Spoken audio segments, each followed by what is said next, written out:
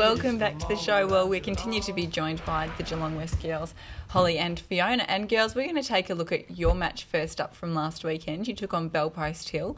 Unfortunately going down. Holly, you actually played. Fiona, I think you were out injured last week. Out injured, yeah. We were just talking in the break about Kim Martin because she was on fire, and unfortunately for you, Holly, you had to line up against her. Yes. No, she's very, very tall.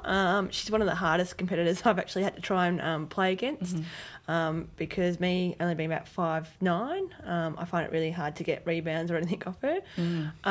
But, I mean, I'll give her credit, she's really good, but she did have quite a bit of a stepping thing happening on the weekend. Okay. But, us girls, we pull out all the stops, we try our hardest, and that's all you can ask from the girls, really. Especially more difficult with yourself out as well.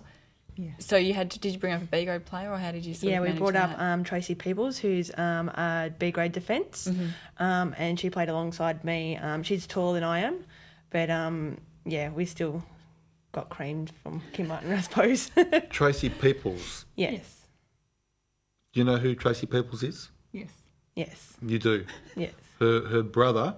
He's going out with Kim Martin. Well, there you go. Oh, really? Oh, my Well, God. I didn't know that. Just the surname got me for a moment. Yeah, Peoples, I know that surname. Well, there you go. And it's all one big family affair, isn't Thanks it? for that added On Saturday. info there. That's all right. Just thought, slide that one in. Look, the thing is, Kim also, like if you're playing against Thompson and you're playing against, let's say, Michelle Bradley, and you're on Michelle, it's just brute force against brute force pretty much down there. But with Kim, she's just, apart from her being tall, she's also athletic and she's running all around the place, and it's just, you got to try and keep up with it. It's just the pure pace. Once you get inside the circle, it's not too bad, but outside trying to chase it down, I suppose it's hard, where with Michelle Bradley, she pretty much stays inside. Julie Cotter from North Geelong just pretty much pops under the ring there, and it's just a battle of of strength, But well, really considering, girls, last year to this year, like you said, you have improved on the scorecard. Even though you went down by 30 or 40, better than going down by 80 or 90. So definitely, that's good to see. Good Absolutely. Fiona, did you get along to the game? I did. I was sitting on the sideline. You did. So you did get to see, though. I did. So is it much easier for you to see where the club's sort of improving on the court when you're on the sidelines? Yeah, definitely. We've got a much stronger mid-court this year. Probably had a little bit of trouble this year with actually getting goals in. We've worked a lot in getting it up there and things, and the shooters that we've got this year are fantastic. It's just, I think, the pressure hits when it gets down there, and that's probably been the biggest thing. We've also got a young team. We've got two 17-year-olds in A grade this year, which I think makes a big difference. Experience plays a big role in it as well. So, but they've come along really, really well. They've stepped it up a lot, which is good. But it was frustrating to sit there and watch no doubt. You just want to get on the court. Yeah. Okay, let's take a look at the other games. Bertie, big win to Thompson there over Inverleigh. Yeah, look, Thompson 65, Inverleigh 30. I think probably in years gone past, Thompson would have really put Inverleigh away. And even though they won at the end of the day by 30 odd goals, I think that Tori Miller down there, she's doing exceptionally well. Doing really well this year, and she's shooting 30 odd goals nearly every game. And for her to shoot 25 or 30 goals against Sonia Harris and Georgia Young, and continually week in week out, doesn't matter who she's playing, she's really stepping up to the plate and delivering for the club. So look at Mandy Lima down there. I'm sure Mandy's quite happy with the way things are going at the moment. Actually, Mandy, I saw on Facebook today, Mandy put a little comment in there about the football club having a good win on the weekend. I did ask her about the netball club, but I didn't get any reply. Okay. So maybe next week I'll tell you what she said. Wait and hear, maybe. So, look, good win to Thompson, and they're marching on. Now, I was really surprised by East Geelong Corio. East Geelong getting over the line there in a 3-point thriller.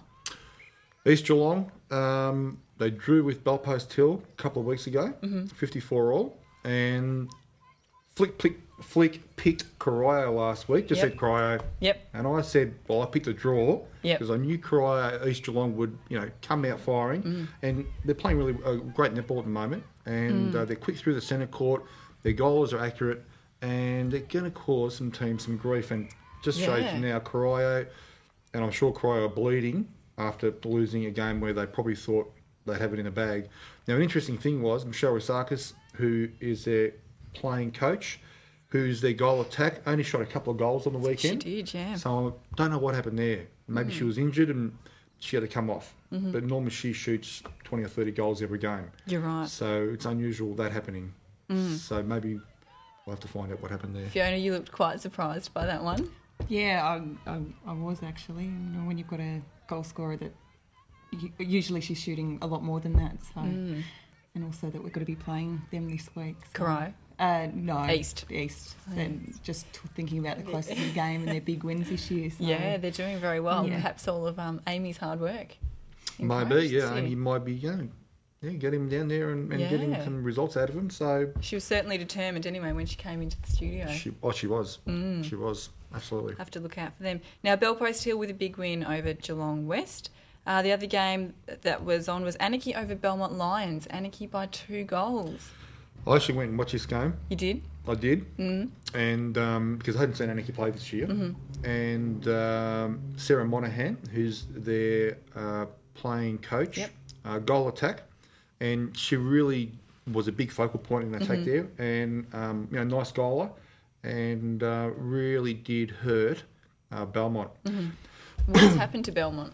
After the game, look, Belmont were pretty much devastated. Yeah. They were really, they've had a bad run so far, and Anarchy had just compounded their season, how it's been going. And look, Belmont just have to get back on the track. There's a few things there they've got to work out, and I think that probably in the coming weeks there'll be improvement from Belmont. Now, Jessica Grandy was in, wasn't she? Jess was. Yep. Had a bit of a bad day at the office. Okay. As did probably Lauren Roberts as well. But, they know that. I think that apart from the goals that were missed, the centre court, there's turnovers in the centre court as well. And they've got a lot of work to do. So, don't write them off just yet, but they're just, first half of the season, they're just got a bad start. Just wait and see. Yeah. Now, I was also surprised by Werribee having such a big win over Winchelsea by 16 goals.